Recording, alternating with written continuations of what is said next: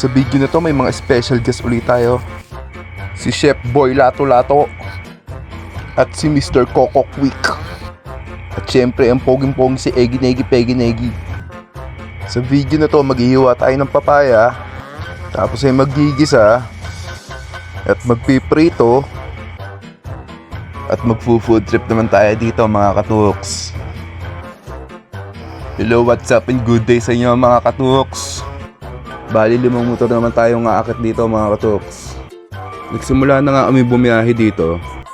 Medyo mainit pa nga rin ang panahon dyan mga katuks. Tinanghali na kami. Naisipan ko na nga umuna dito dahil wala nga pala akong gas, magpapagas pa ako. Dapat talaga di ko kinakalimutan magpagas kagad para di naabala sa biyahe. At dito ay nagpagas na nga kagad ako. Buti na lang may malapit na gas station malapit sa amin. Pagkatapos ko magpa-arga, agad na rin ako umalis para habulin sila. Hindi naman kagad lalayo yung mga dahil alam ko aantayin nila ako. Kaya ayan ang mga katoks natin, naantay ako sa puno. Uy, bigla umabante nasa kanang ko. Nagulat ako ah. Kaya ingat lagi tayo pag-drive mga katoks. Ito nga, paakyat namin dito sa Picard. At habang nagdadrive ako dito, may nalimutan na naman ako. Nalimutan namin magdala ng bigas mga katoks. Kaya ito, agad na rin akong bumalik dito. Nakita agad ako ng malapit na bigasan dyan. Bumili na ako dito 1 kilo doon sa 56. Shoutout kay kuya, nagbebenta ng bigas. Yan, maraming salamat sa iyo. Hindi dahil sa iyo wala kami mabibiling bigas at wala kami madadala sa bundok. Kaya agad ko na itinago dito yung bigas. Nilagay ko na dito sa compartment ko. Agad na rin akong bumalik dito para habulin uli sila. At ayun nga, nakatambay na naman sila sa ilalim ng puno. Buti na lang maaalang tumingin sa likod ng mga to at hindi kami nagkakaiwanan. Kaya ayan, nauna na ako dito. Agad na rin kaming umalis para makadiretso na paakyat ng bundok. At andito na kami mga katuks. Siyempre pinarada namin na ayos yung mga motor namin dyan para hindi abala sa gaan, diba? Saka para safe na rin. Dito nagtaka kami, ba't andito yung pamiwas namin sa bukana? Pagkarating namin dito sa pwesto namin, agad muna kami nagpahinga dito at nag-ayos na kami ng pagkain namin. Yan, hiniready na namin yung mga papaya dyan. Hiniwa-hiwa na yan para mabalatan na. Habang inaayos yung papaya, nagsayang naman dito si Eggy Neggy Peggy Neggy. Tapos may nagreklamo dito, ito nga. Kaya hirap na hirap siyang hiwain yung papaya dahil itak nga yung gamit niya at napakahaba. Patay mapabilis. Ayun, mas maganda yun. Mas maganda nga, yung haba din. Ayun nga, nalimutan din namin magdala ng kutsilyo. Puro itak ang dala namin. Kaya nang hiram muna ako ng kutsilyo dito sa bahay ng lola ko. At tuwan-tuwa na ang Chef Boy Lato Lato, makakabilis ng kanyang gawain dahil may kutsilyo na siyang gamit. Yan naman, Chef Boy Lato Lato, baka naman. Dito naman naisipan ni Coco Quick at ni Eggy Peggy manguhumuna ng buko dito sa puno na rambutan. Kaya eto, tamang abang lang ng buko dito si Mr. Coco Quick. Coco Quick, baka Coco Quick yan.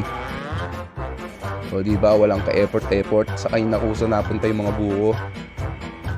Napakasarap talaga ng fresh buko mga katuks, lalo pag nandito ko sa bundok. At dito nangangawit na nga daw si Eggy Peggy. Yung mukha mo nangangalay na. Pinipulikat na mukha mo. Bili! Kaya hindi pala makasungkit mga tuks. Tuwid na yung panungkit. Yan, niligo na kagad ni Tata Gemon dyan yung panungkit niya para makasungkit na uli ng buko. Kaya ito na nga, oh, pagkasungkit. Ayan, baksak na kagad. Ang sarap ng buko, mga katuks. Kaya ano, binuksan na kagad ni Tata Gemon dyan.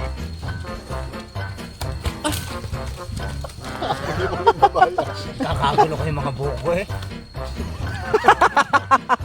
At ayun, nagkaagulo nga daw sila mga buko. Dito man, di pa rin tapos si Chef Boy Lato Lato maggayat ng papaya. Kaya agad na tinulungan ko na nga dito para makapabilis na. Umesto na nga dito si Chef Boy Lato Lato para magprito. Kitang-kita naman sa mga pestuhan Chef Boy Lato Lato na magaling talaga siya magluto. Pinarito niya muna dito yung daing para yun muna daw mauna maluto. At mabilis daw maluto ang daing habang mahina pa yung apoy. At ginisa na nga dito yung bawang, sibuyas at kamatis mga katuks. Gisa pa lang, mukhang masarap na ang lulutuin natin mga katuks. At dito binuksan na nga yung mga sardinas sa ilalahok. Ayan, sardinas ang panglalahok namin dyan sa ginisang sibuyas at kamatis. Napakasarap na mga katuks. Kaya pinagtulong-tulungan na nila ilagay sardinas para makapabilis ang pagluluto. At gutom na mga katoks nyo. Kaya yan, Chef Boy Lato-Lato, tamang halo lang habang nakahawak sa puno. Chef Boy Lato-Lato, isang ang ping-ping-ping dyan. At nilagay na rin Chef Boy Lato-Lato ang mga papayang kanyang ginayat.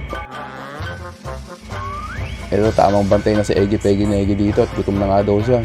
Inaantay niya muna lumbot yung papaya. Wow, Eggy Peggy yan, napaka-pogi. Kaya kami habang nag-aantay maluto yung papaya, nagpunta muna kami dito sa baba para tingnan kung merong masusungkit na rambutan. Kaya ito, nag-human ladder na nga muna sila dito para makakit na. At tamang tingin sa paligid, baka may patakte. Kaya agad pinakit na agad ni Tata Gemon niya. Napakabilis talaga umakit Tata Gemon. Umakit na uli kami dito at nagugutom na. Tinawag na nga rin kami dahil luto na daw yung ulam.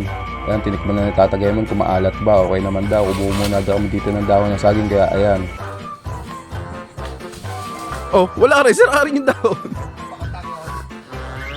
O diba, brilliant idea talaga mga katoks. Napakagaling talaga ng human ladder.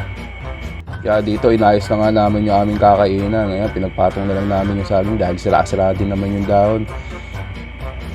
Amang kuha ng kanin, napakaganda ng kanin natin dyan. O walang katutong-tutong.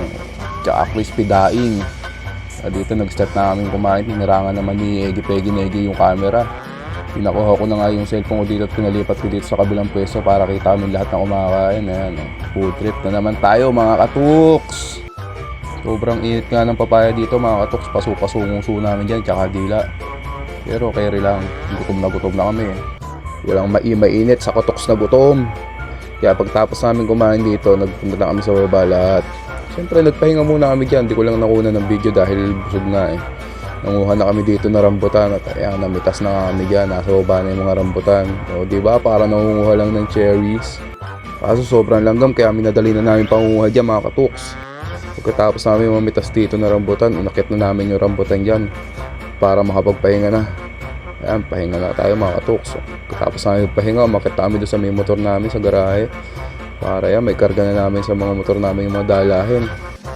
At nagre-ready na kami bumaba dito mga katoks. Mga pagod na mga katoks nyo. Hindi ko lang masyado nakunan yung pag-harvest namin dahil nalobat nga ako dito mga katoks. Tinipid ko hanggang sa makauwi kami yung baterya ko. Kaya shoutout muna tayo dito bago umuwi.